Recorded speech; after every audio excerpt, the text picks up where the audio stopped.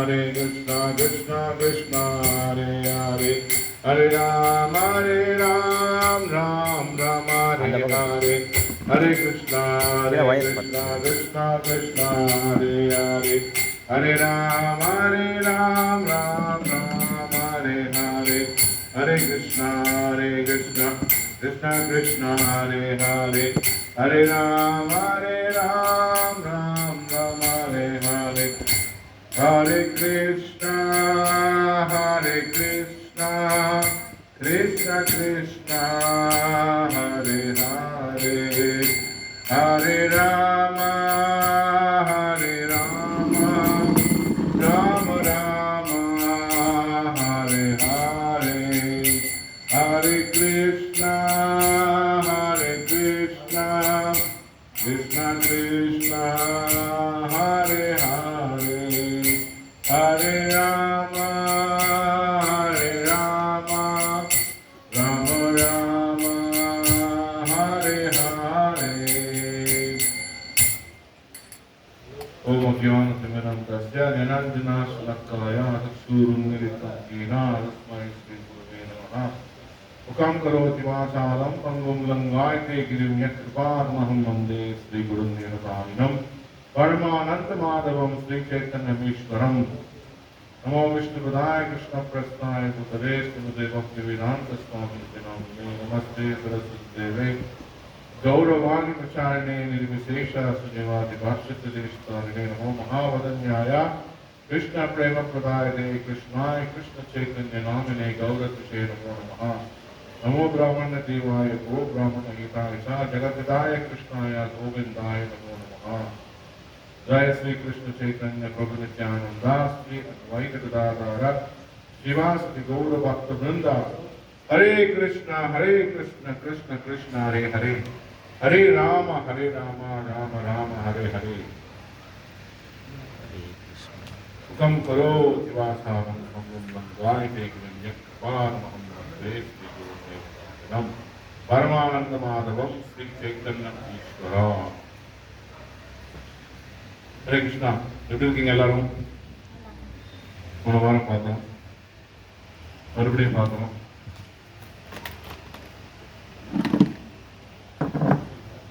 இன்னைக்கு நம்ம ஒரு ஆழமான விஷயத்தை புரிஞ்சுக்கணும். சரியா? கவனம் கொடுத்தா நல்லா புரிஞ்சுக்கிறோம். நல்லா இருக்கும் இந்த விஷயம். முதல்ல பாத்தீங்கன்னா பகவான் வந்து இந்த உலகத்தை படைத்தார். ஓகேவா? உலகத்தை படைச்ச பகவான் கூடவே என்ன கொடுத்தார் நமக்கு? வேதங்கள், புராணங்கள், இதிகாசங்கள், சந்தர்ப்பங்கள் நிறைய இருக்கு. சந்தர்ப்பங்கள் அந்த மாதிரி நிறைய விஷயங்கள் கொடுத்தார் கூடவே. எதுக்காக கொடுத்தார்னா, ஒரு டிவி வீட்டுக்கு வந்தா நம்ம முதல்ல எதை தேடுவோம்? ரிமோட்டா. ரிமோட்டுக்கு முன்னாடி ஒன்று இருக்கு, சுவிட்சா, அப்புறம் வேற செட் ஆஃப் பாக்ஸ், அப்புறம் அதாவது இது எப்படி தெரியுமா இருக்கு? நம்ம வந்து சாதாரண விஷயத்த மறந்துட்டோம், ஆனா வந்து சின்ன விஷயத்த நம்ம பார்க்கணும். பெரிய மேனுவல் ஒன்று இருக்கு தெரியுமா? ஏன் புக்கு கொடுக்குறான்? புக்கு கொடுக்குறானா இல்லையா? கூடவே மொபைல் புக்கு, ஒரு புக்கு. நம்ம சும்மா ஆக்சுவலா அதுல படிச்சோம்னா நமக்கு நிறைய ஆழமான விஷயங்கள் புரியும் இந்த புக்குல. பகவான் இந்த உலகத்தை படைக்கும் போது நிறைய புக்கு கொடுத்திருக்காரு. ஸ்ருதி முதல்ல வந்து காது வழியா கேட்கணும், அப்புறம் ஸ்மிருதி மனசுல வர அதை புரிஞ்சுக்கிறது, அதை ஞாபகம் வச்சுக்கிறது. ஸ்மிருதி ஸ்ருதி ஸ்மிருதி புராணாதி பஞ்சராத்திரிகம் இதம் வினா அப்படின்னு சொல்லுது. அதுக்கப்புறம் தான் ஸ்மிருதி, ஸ்மிருதியில இருந்தா பஞ்சராத்திரிக விதின்னு வரும். அப்படின்னா அதுக்கப்புறம் தான் ரூல்ஸ். பகவானை வந்து நம்ம எப்படி புரிஞ்சுக்கணுங்கிற ரூல்ஸ் அந்த ஸ்மிருதியில தான் இருக்கு. ஓகே, பிரம்மா முதல்ல வந்து பகவான் வந்து இந்த உலகத்தை படைக்கும் போது பிரம்மா படைச்சார். பிரம்மா படைப்பது ஒண்ணுமே புரியல, பிரம்மாக்கு என்ன நடக்குதுன்னு புரியல, எப்படி புரிஞ்சுக்கிறது அப்படின்னு சொல்லி பகவான்கிட்ட கேட்கிறாரு. பகவானுடைய முதல் படைப்பு பிரம்மா. அப்ப பிரம்மா சொல்றாரு, எனக்கு ஒண்ணுமே புரியலையே. சரி, உடனே தபா அப்படின்னு ஒரு குரல் வருது, தபா, தவம் பண்ணு அப்படின்னு. உடனே பிரம்மா என்ன பண்றாரு, தவத்துக்கு போயிடுறாரு. எவ்வளோ ஜென்மங்கள் போறார் தவம். அதுக்கப்புறம் தான் பகவான் வந்து ஜென்மமா போனப்புறம் முன்னாடி வர்றார். முன்னாடி வந்துட்டு படைப்பின் ரகசியத்தை சொல்லி கொடுக்கிறார் பிரம்மாக்கு. சிருஷ்டி, அதுதான் சிருஷ்டி. பிரம்மா படைக்கல, பிரம்மா கடவுள். ஆனா பிரம்மாவை படைச்சவர் விஷ்ணு. சோ உயிர் கொடுக்கிறது விஷ்ணு, உடம்பு கொடுக்கிறது பிரம்மா. சோ என்ன ஆச்சுன்னா, பகவான் வந்து பிரம்மா படைச்ச உடனே பிரம்மா தான் அந்த வேதங்கள் கொடுத்தார். 4 வேதங்கள், ரிக், யஜுர், சாம, அதர்வ, இந்த 4 கொடுத்தார். இந்த வேதத்தோட நோக்கம் என்ன அப்படின்னு நீங்க பாத்தீங்கன்னா, வேதத்தோட நோக்கம் வந்து பகவானை சென்றடையிறது. வேதத்தோட நோக்கம் என்ன? நல்லா இருக்கணும், நல்லா வாழணும், தர்மம், அர்த்தம், காமம், மோட்சம். தர்மத்தை கடைபிடிச்சு, அர்த்தம் தான் என்ஜாய்மெண்ட், பொருட்கள் வேணும், வாழ்க்கை நல்லா இருக்கணும், நல்ல சுகபோகங்களை அனுபவிக்க வேண்டும். தர்மம், அர்த்தம், காமம், காமம்னா எண்ணங்கள், நிறைய ஆசைகள். அப்புறம் மோட்சம், இல்லையா? மோட்சம். இந்த 4 சேர்ந்ததுதான் பகவான் கொடுத்தார்.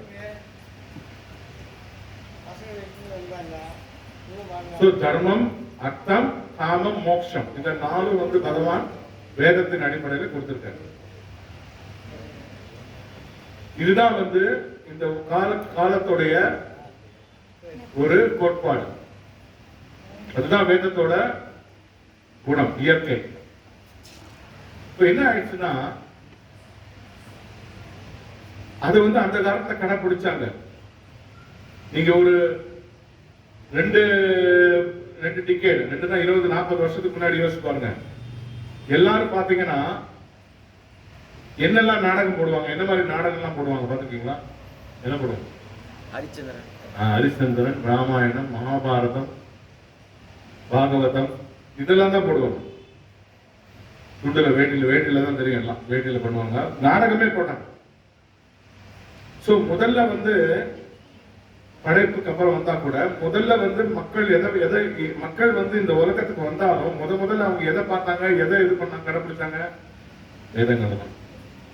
இந்த இதிகாசங்கள், புராணங்கள், இந்த விஷயங்களை தான் முதல்ல மக்களுக்கு சொல்லி கொடுக்கப்பட்டது. ராமாயணம், மகாபாரதம் போன்ற உன்னத லீலைகள், புராணங்களை வந்து வச்சுதான் எல்லாரையும் வழிநடத்தி சென்றார்கள். அதாவது நிறைய பேர் பரதன் மாதிரி இருக்கணும், லக்ஷ்மணன் மாதிரி இருக்கணும், ராமர் மாதிரி இருக்கணும் அப்படின்னு எல்லாம் கேட்கறாங்க இல்லையா? சோ அந்த காலகட்டத்துல நல்லா இருந்துச்சு சாஸ்திரப்படி, அவங்க அதை கடைபிடிச்சாங்க. கடைபிடிக்கும் போது நல்லாவே போயிட்டு இருந்தது இல்லையா? காலப்போக்கில் என்னாச்சு? அதுக்கப்புறம் என்ன வந்தது? கொஞ்சம் யோசிப்பேன், நான் நல்லா யோசிச்சிருக்கேன். அதுக்கப்புறம் என்ன வந்தது? முதல்ல ராமாயண மகாபாரதம் தான் நமக்கு தோன்றுது. அதுக்கப்புறம் வந்தது என்னது? நாடகம். அந்த நாடகத்துல எதை பத்தி பேசுவாங்க? அதுவும் நாடகம் தான். ராமாயண மகாபாரத நாடகத்தை ராமாயணத்தை பற்றியும் மகாபாரதத்தை பற்றியும் விளக்கங்கள் கொடுத்து நல்ல உணர்வுகளை மக்களுக்கு கொடுத்தாங்க. அதுக்கப்புறம் என்ன உணர்வுகள் வந்துச்சு?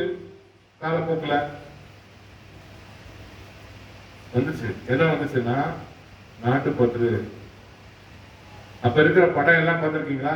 நாடகமும் சரி, இதுவும் சரி, நாட்டுப்பற்று, தேசப்பற்று,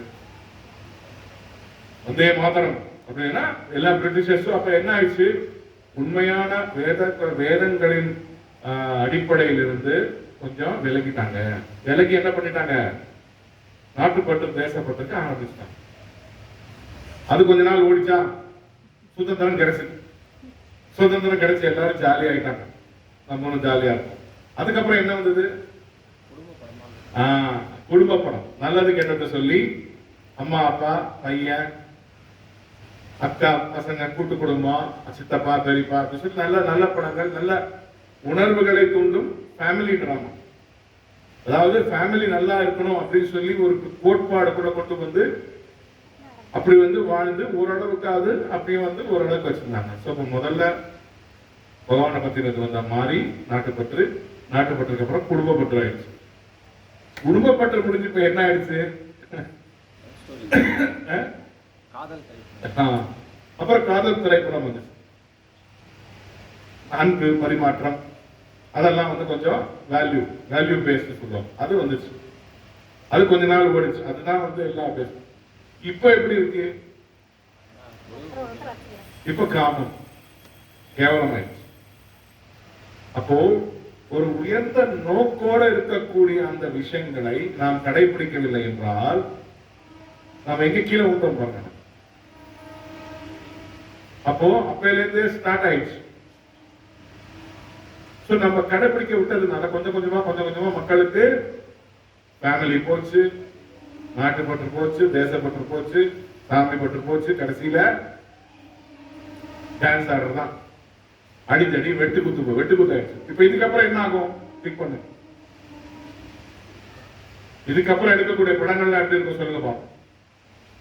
உங்க ஐடியா இருக்கா? எனக்கு இருக்கு.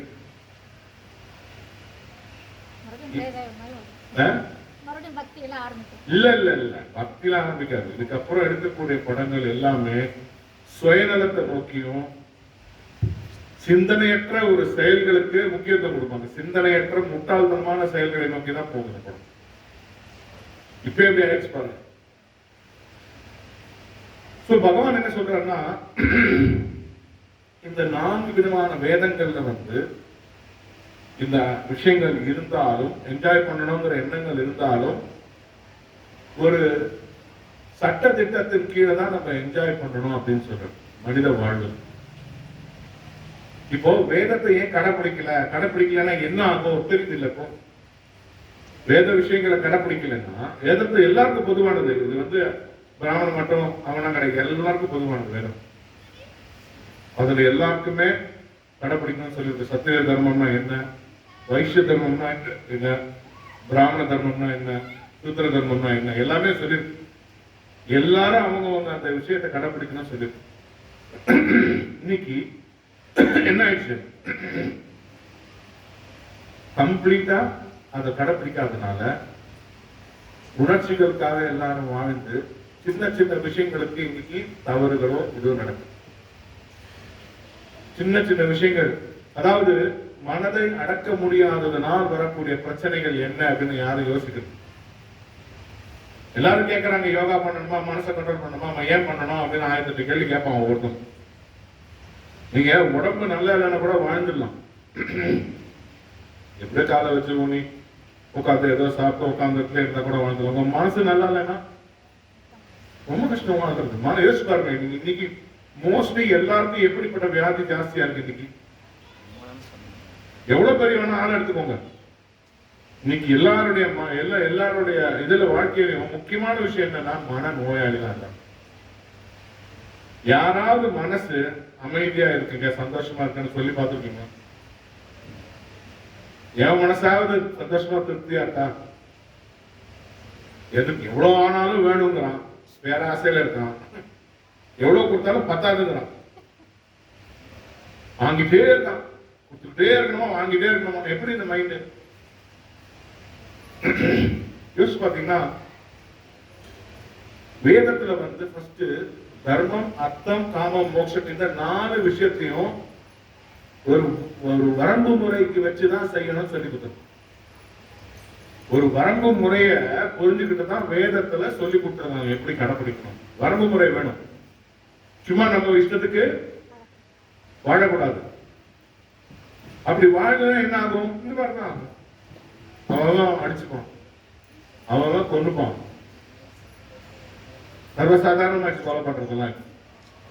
தலை வெட்டுறதுலாம் ஜாதா ஆள் வெட்டுற மாதிரி ஆயிடுச்சு. அவ்வளவு மட்டமாயிடுச்சு உலகம்.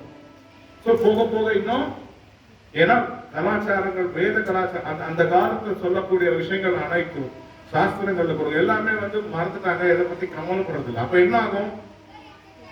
ப்ரோபா சொல்றாரு, அந்த குரு சொல்றாரு, ஒண்ணு மனுஷன் போட்ட தட்டத்துக்கு நீ வரணும், மனுஷனுடைய திட்டம், அதாவது மனுஷனுடைய நல்லது கிட்ட, அதாவது மனுஷனுடைய லா என்ன சொல்லுவாங்க?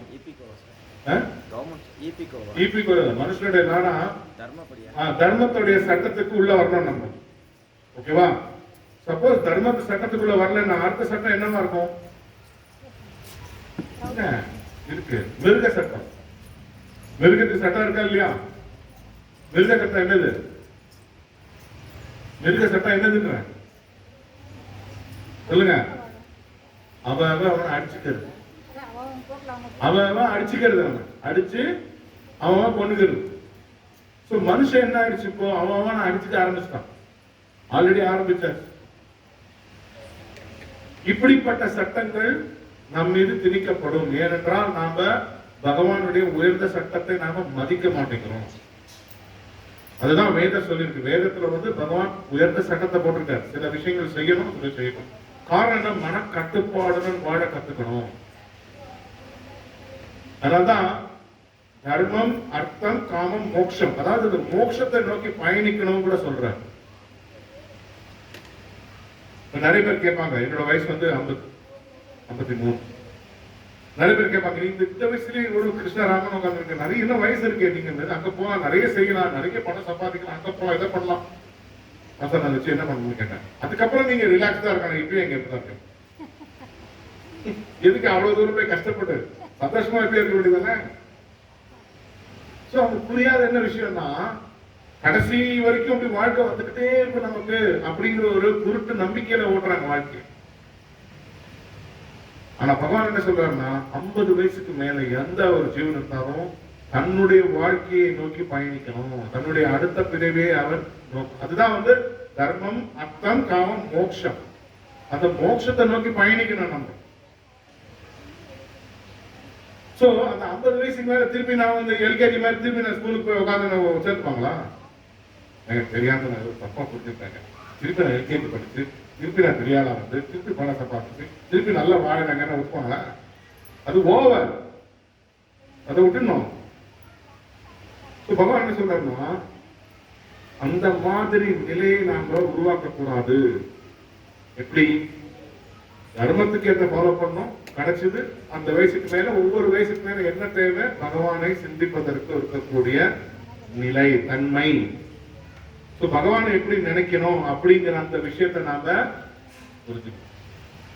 இதுதான் பகவான் சொல்றாரு, மோட்சத்தை பயணிக்க போறவன் இந்த நிலையை அடைவதற்கு முயற்சிக்க வேண்டும். ஏன்னா 50 வயசுக்கு மேல நமக்கு கேரண்டி கிடையாது. இப்ப சின்ன வயசுல கேரண்டி கிடையாது, 50 வயசுல கேரண்டி கிடையாது. அதனால நாம் வாழும் வாழ்க்கையை மோட்சத்தின் பயண பாதையை நோக்கி பயணிப்பதற்காக நம்ம தயார்படுத்திக் கொள்ள வேண்டும். இப்ப நம்ம ஊருக்கு போறோம், சும்மா போயிடுவோமா? ஊருக்கு போறது முன்னாடி என்ன பண்ணுவோம்? பஸ்ல டிக்கெட் இருக்கா, ட்ரெயின்ல டிக்கெட் இருக்கா, அங்க தங்கத்துக்கு இடம் இருக்கா, கேள்வி கேட்போமா இல்லையா? குளிக்க வசதி இருக்கா, இல்லாட்டி போவோமா? அது மாதிரிதான் நாம இந்த வாழ்க்கையை நோக்கி பயணிக்கும் பொழுது நம்ம வாழ்க்கை என்ன ஆக போகுது, ஃபியூச்சர்ல என்ன நடக்க போகுது அப்படிங்கிறத புரிஞ்சுட்டு நடக்கிறது தான் புத்திசாலித்தனம். சும்மா இப்படியே வாழ்ந்துட்டு ஜாலியா இருப்போம்னு நினைக்க கூடாது. ஜாலியா இருந்தா ஜோலி முடிஞ்சிடும், ஜாலியா இருக்க கூடாது, அது பைத்தியக்காரத்தனம். ஆனா இந்த நிலை, ஆனந்தமான நிலைக்கு நம்ம பயன்படுத்திக்கிறதுக்கு எல்லா விஷயத்திலையும் பாத்தீங்கன்னா, எல்லா விஷயத்திலும் ஒரு கட்டுப்பாடு, ஒரு வரப்பு இருக்கு. இல்லாட்டி நம்ம வாழ முடியாது. நிறைய பேர் கேட்கறாங்க, என்னங்க நீங்க நிறைய விஷயங்களை நல்லா சாப்பிட மாட்டேங்கிறீங்க. நல்லா சாப்பிடுவோம், அதை பார்த்தா தெரியாது, நல்லா சாப்பிடுவோம், அதெல்லாம் இல்லை. அதாவது நீங்க நிறைய எது சாப்பிட மாட்டேங்கிறீங்க, அது சாப்பிட வெரைட்டியா சாப்பிட மாட்டேங்கிறீங்க. அப்படி சாப்பிட மாட்டோம். நாங்க கிருஷ்ணருக்கு படைச்சு நல்லா சாப்பிடுவோம். பாயாசம், வடை, பாயாசம் எல்லாமே கிருஷ்ணருக்கு படைச்சு நல்லா சாப்பிடுவோம். அப்போ அவங்களுக்கு புரியாது அது. அப்போ நான் என்ன சொன்னேன், இப்படி நல்லா சாப்பிடுறீங்க, இது பண்றீங்க, எல்லாமே இதா இருக்கீங்க, ஹாப்பியா இருக்கும். ஓகே, இது நம்ம வாழ்றதுக்கு, சந்தோஷமா இருக்கிறதுக்கு பண்றது தப்பு இல்லை, சாப்பிடணும். ஆனா இவங்க எல்லாருமே என்ன பிரச்சனைன்னா, ஒரு வாழ்க்கை முறையே மாத்திருக்காங்க கம்ப்ளீட்டா. எதுக்கு வாழணும்னு யாருக்கும் தெரியும்? யோசிச்சு பாருங்க. இன்னைக்கு யாருக்காவது எதுக்கு வாழ்றோம்னு தெரியுதா? அத்தனை ஆபீஸ் போறாங்க, ஓடுறாங்க, கிடுகிடுன்னு வராங்க, படுக்கிறாங்க, சாப்பிடுறாங்க, தூங்குறாங்க, திருப்பி எழுந்துக்கிறாங்க, ஓடுறாங்க, திருப்பி வராங்க, கிடுகிடுன்னு வராங்க, படுக்கிறாங்க, தூங்குறாங்க. இப்போ யோசிச்சு பாருங்க, அமைதியான வாழ்க்கையை நீங்க வாழணும்னு ஆசைப்பட்டீங்கன்னா யாராவது விடுவாங்களா? அமைதியான வாழ்க்கையை வாழ விடுவாங்களா? இல்லையா? சும்மா கிறிஸ்தவ ராமானவன் வேலை செய், அதை பண்ணு, இதை பண்ணு, விட மாட்டாங்க. காரணம், இவங்களுடைய துடிப்பு எல்லாமே ஏதாவது செஞ்சுக்கிட்டே இருந்தாதான் நம்ம சந்தோஷமா இருப்போம்னு நினைக்கிறோம். ஆனா பகவான் என்ன தெரியுமா? ஸ்மரணம். நீ செய், எனக்காக செய், ஸ்மரணம், பகவானை நினைச்சுக்கிட்டே செய், நிம்மதியா செய், தப்பு கிடையாது. ஆனால் என்னை நினைத்து கொண்டு செஞ்சால் சந்தோஷமாக இருக்குன்னு சொல்லிக் கொடுக்குறேன். அப்போ உங்களுக்கு திருப்தி கிடைக்கும்னு சொல்றேன். நீ பாருங்க, எல்லாருக்கும் எவ்வளவு பணம் இருந்தாலும் சரி, பேர் இருந்தாலும் சரி, புகழ் இருந்தாலும் சரி, விட்டு போறாங்களா? போதும் தான் விட்டு போறாங்களா? இன்னும் கொஞ்சம் கிடைக்காதா? Something more, something more, something more இல்லையா? ஏன்னா அந்த, அதாவது பணத்தால புகழால அவங்களுக்கு பிரச்சனை கிடையாது. அது ஏன் சம்திங் மோர், சம்திங் மோர் எதனால கேட்கிறான்னு சொல்லுங்க பாப்போம். எதனால கஷ்டப்படுறாங்க?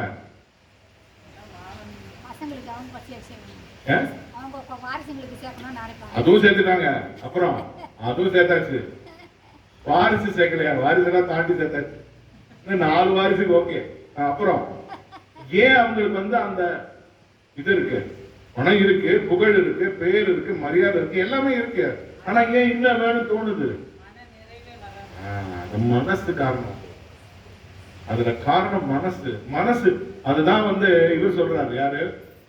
பலி மகாராஜ் கிட்ட யார் சொல்றாரு? வாமனதேவ் என்ன கேட்கிறாரு? 3 இடம் கொடுக்குறாரு. 3 கால் இடம் கொடுங்க. நான் சின்ன பையனா இருக்கேன், 3 கால் கேட்கிறேன். நான் ராஜ்யம், எவ்வளவு ராஜ்யம் வச்சு என்ன போய் 3 கால் கேட்கிறேன்? அவர் சொல்றாரு, 3 காலில் ஒருவன் திருப்தி அடையாவிட்டால் 3 உலகம் கிடைத்தாலும் திருப்தி அடைய மாட்டான். 3 அடியில திருப்தி அடையலனா 3 உலகம் கிடைச்சாலும் திருப்தி அடைய. திருப்தி எங்க இருக்கு? மனசுல இந்த திருப்தி அடைஞ்சிட்டோம்னா கவலைப்பட வேண்டாம். யார் வேணா என்ன சொன்னாலும் காதலியே விழாது, நிம்மதியா இருக்கும். அதுதான் மன அடக்கம், மன அமைதி. எனக்கு என்ன தேவைன்னு முடிவு பண்றது யாரு? உனக்கு 10 தோசை தேவை, உனக்கு 10 பூரி தேவை, உனக்கு 10 சப்பாத்தி தேவை. என்ன சாப்பிடுவீங்களா? சும்மா இருக்கீங்க, எனக்கு 2 தோசை போடும், எனக்கு 2 பூரி போடும், எனக்கு 2 சப்பாத்தி போடும் சொல்றீங்களா இல்லையா? சோ நாம இயற்கையா என்ன நினைக்கிறோம்? இன்னொருத்தங்க நம்மள தேவைய வேணும், அது வேணும், இது வாங்கிக்கோ, அதை வாங்கிக்கோ, அதை பண்ணு, இதை பண்ணுங்க. ஐயோ வேணாம், எனக்கு அதெல்லாம் பிடிக்காதியா.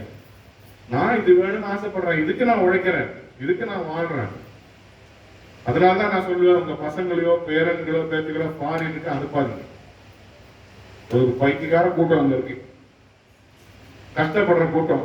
அது இங்க விட அங்க கஷ்டப்படுற கூட்டம். இங்க இருக்கிற கம்மி, அங்க ரொம்ப ஜாஸ்தி. சோறு தண்ணினாலும் கஷ்டப்படுற கூட்டம் அது, குறவு கூட்டம். ஃபாரினுக்கு அனுப்பாதீங்க. பசங்க இங்க கூட கொஞ்சம் கொடுத்தாலும் சந்தோஷமா இங்க தன்னுடைய வாழ்க்கைய வாழணும்னு அவங்க கத்துக்கணும். பாரதம் புண்ணிய பூமி. இந்த பூமி கிடைக்காது எங்கேயும். ஃபாரின்ல வரவங்க இங்க தங்க மாட்டோமான்னு ஆசைப்படுறோம். கஷ்டங்கள் இருந்தாலும் மன அமைதி இங்க கிடைக்கும். அங்க அப்படி கிடையாது. சோ பணத்தாலேயோ புகழாலேயோ பேராலேயோ திருப்தி அடைய முடியாது. மனதை நாம் அடக்கி விட்டோம் என்றால் 3 உலகமும் ஒரு கால் அடியில். அதான் எங்க குரு சொல்லுவாரு. எனக்கு ஏன் எல்லாரும் மான மரியாதை போடுறாங்க தெரியுமா அப்படின்னு கேட்டாங்க நிறைய பேர். எங்க குருட்ட கேட்டாங்க, ஏன் எனக்கு மாத மரியாதை இதெல்லாம் போடுறாங்க தெரியுமா? என்ன எனக்கு ஆசையே இல்லை அப்படின்னு. அதனாலதான் காலைல விடுறாங்க. ஆசையை எனக்கு கவலையே இல்லைங்கிறாரு. அவருக்கு அதை பத்தி கவலையே படலை. எது பண்ணாலும் அவர் எந்த இதுன்னு அவர் ஒரு வாட்டி கூட என்னுடைய சொத்துன்னு எழுந்ததே கிடையாது. அவர் இந்த உலகத்தை கேவலமா பார்த்தார். ஏன் குப்பை, இந்த குப்பையில வாழ்வேன், நான் கடவுள்கிட்ட போகணும், எனக்கு பகவான் கிட்ட சேவை முடிஞ்ச உடனே நான் போயிடுவேன், எனக்கு இங்கெல்லாம் இருக்க மாட்டேன். அதனால எல்லாருக்கும் பயம், ஐயோ குரு விட்டு போக கூடாது, தயவு செஞ்சு இருக்குன்னு சொல்லி குருவை இது பண்ணி அவருக்கு இந்த உலகத்தை வாழணும் இஷ்டமே இல்லை. அதுதான் உண்மையான பக்தி. எதை பற்றியும் கவலைப்படாமல் பகவான் சிந்தனை மட்டும் வாழ்ந்து அந்த பகவான் சிந்தனையில் ஆனந்தத்தை தேடியவர், பகவான் சேவையில் ஆனந்தத்தை தேடியவர். இது சும்மா சாதாரண விஷயம் கிடையாது. சோ இந்த வேதத்தோட கடைசி இதுவே என்னன்னா பகவானை நினைக்கிறது, பகவானை புரிந்து கொள்வது. சோ இறக்கும் தருவாயில் நம்ம சரி சாகும்போது என்னத்தை நினைக்கணும்? நம்ம ஒரு இறக்க போற நாளைக்கு என்ன நினைப்போம்? அந்த நகை யார் எடுக்க போறாங்க, இந்த நகை யார் எடுக்க போறாங்க, இந்த பொருளை யார் எடுக்க போறாங்க, இந்த காரை யார் எடுக்க போறாங்க, எனக்கு இந்த என் காரை யார் எடுக்க போறாங்க, என் வண்டியை யார் எடுக்க போறாங்க, ஐயோ என்னோட இருக்கு யார் எடுக்க போறாங்க, இதை நினைப்போம். இதை நினைக்கிறோமா? இதை நினைச்சா என்ன தலைவலி தானே, எடுத்துதான் போப்பாருங்க, நான் போனா போய் போய் எடுத்துட்டு போய் எடுத்துக்கோ அப்படி நினைக்கணும். அதுதான் நம்ம புரிஞ்சுக்கணும். சோ நம்ம இறக்கும் தருவாயில இதை பத்தி நினைக்கவே கூடாது. அதுதான் நம்ம மனதை நாம் பழகணும். அதாவது எப்படி மனதை நாம் அடக்குவதற்கும் மனதுடைய தன்மையை புரிந்து கொண்டு மனதை நாம் திசை மாறி அதை பகவானிடம் செலுத்துவதற்கும் பழக வேண்டும்ங்கிற கிருஷ்ணன். மன்மனா பவமத்யா மத்தியாச்சி மாம் நமஸ்குரு மாமே வேஷி சத்தியம் தே பிரதிஜானம் பிரியசிமே. எப்பொழுதும் என்னை பற்றி நினைத்துக் கொண்டு என்னுடன் நீ வாழ்ந்து கொண்டிரு. நினைப்பே போதுங்கிற, நினைப்பே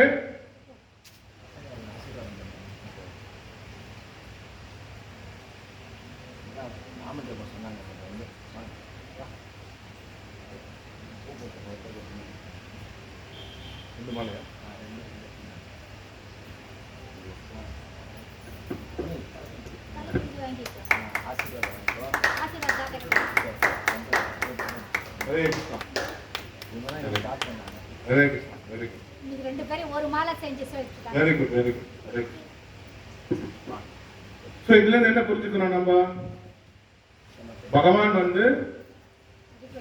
மனதை அழகாக மனதை நாம் ட்ரெயின் பண்ணணும் இல்லையா? யோசிச்சு பாருங்க, ஒரு யானை எப்படிப்பட்ட மிருகம்? யானை எப்படிப்பட்ட மிருகம்?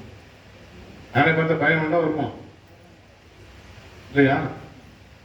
ஆனா அந்த யானை பாகன் அப்படின்னா நிக்குது, அப்படின்னா நிக்குது. அது எப்படி நிக்குது? அங்குசம் ஓகே. எப்படி நிக்குது? எதனால நிக்குது? யானை அவன் நினைச்சா வாடா பீக் போடுறான். அவன் ஏன் நடக்குது? என்ன எதை பழக்கம் பண்ணிருக்கான்? எதை பழக்கம் பண்ணிருக்கான்? மனசு. புரியலையா? யானையுடைய மனசை பழக்கிட்டா அவ்வளவு பெரிய யானை நமக்கு கரெக்டா? எவ்வளவு பெரிய ஜாம்பவானா இருந்தாலும் மனசை அடக்கிட்டா அவன் ஊனதான். சோ சாதாரண விஷயம் இல்ல. அதுதான் பகவான் சொல்லி கொடுக்கிறார். மனசு எது மீது பற்று வைக்கிறோமோ அதற்காக அதிலே சஃபரிங், அங்கே பிரச்சனை ஆரம்பமாகும். நீங்க எதுல பற்று வைக்கிறீங்களோ பிரச்சனை அதுதான் ஆரம்பமாகும். சோ இந்த மனசு இருக்கு பாருங்க, இது மனசு எல்லாருக்கும் பயங்கரமான வியாதி. இன்னைக்கு எல்லாருக்குமே மனசு எங்க இருக்கு? வெளியில தான் இருக்கு. உலகத்துல அதை செய்யணும், அதை கட்டணும், இதை மாட்டணும், அதை பண்ணணும், இதை பண்ணணும், ஐயோ அது செய்யணும், அதை செய்யணும், இதை என்னத்தை செய்ய முடியும்? முதல்ல நாம மனசை அப்படி விட்டதுனால சந்தோஷமாவே நம்ம எழுந்துட்டோம் இல்லையா? ஹாப்பியா இருக்கீங்களா? யாராவது இல்லை ஹாப்பியா இல்லைங்கிறாங்க பாருங்க. ஹாப்பியா இல்ல. ஏன் ஹாப்பியா இல்ல? ஏதாவது டென்ஷன். ஐயோ நாளைக்கு அந்த படிக்கணுமே, அது படிக்கணுமே, இது வாங்கணுமே, இந்த மார்க் வாங்கணுமே, அது மார்க் வாங்கணுமே, ஐயோ அது என்ன ஆகும், அப்பா இது சொல்லிட்டாரு, அம்மா இது சொல்லிட்டாங்களே, இது இப்படியே தான் மைண்ட் போகுது. காரணம் மனசு நம்மளுடன் இல்ல. நமக்கும் மனசுக்கும் சம்பந்தம் இல்லாம ஒரு வாழ்க்கை வாழ்ந்துட்டு இருக்கோம். அதனாலதான் சில பேர் பாத்தீங்கன்னா இதை அடக்கிறதுக்காக நிறைய விஷயங்கள் பயன்படுத்துறாங்க, மனசை அடக்கிறதுக்காக. ஆனா வெளியில் உள்ள விஷயங்கள் நீங்க எவ்வளவு நல்லது செஞ்சாலும் நல்ல விஷயங்களை கேட்டாலும் அடங்காது. ஏன்? ஒரே ஒரு காரணம் தான். ஏன் அடங்காது? ஏன்னா மனசுக்கு என்னைக்குமே ஒரு உயர்ந்த நோக்கு வேணும், ஒரு உயர்ந்த என்ஜாய்மெண்ட் வேணும். இப்ப நான் ஏன் கிருஷ்ண இங்க பக்தியை பத்தி பேசுறேன், எனக்கு அது சந்தோஷம் இல்லை நினைக்கிறீங்களா? நான் ஏன் அவ்வளவு தூரம் இங்க இருந்து வரணும்? ஒரு 4 பேர் வந்து பேசணும், எதுக்கு? நினைச்சிருந்தா எதுக்கு நான் என் வேலையை பார்க்கலாம், எதா பண்ணலாம் இல்லையா? சம்பாதிக்கலாம், பணம் சம்பாதிக்கலாம், பேர் சம்பாதிக்கலாம், புகழ் சம்பாதிக்கலாம். எதுக்கு இதெல்லாம் தேவையில்லாம? ஆனந்த மனதை அடக்கி பகவான்கள் செலுத்தும் போது ஆனந்த நிலை உங்களுக்கு அதை நீங்க அனுபவிக்கணுங்கிறதுக்காக தான் சொல்லிக் கொடுக்கணும். சந்தோஷமா இருக்கணுங்கிறது தான் சொல்லிக் கொடுக்குறது. பகவானை நினைச்ச, ஏன்னா எல்லாருமே பகவானுடைய அங்கங்கள். Everybody is part and parcel of god அப்படின்னு. சோ பகவானுடைய அங்கங்களை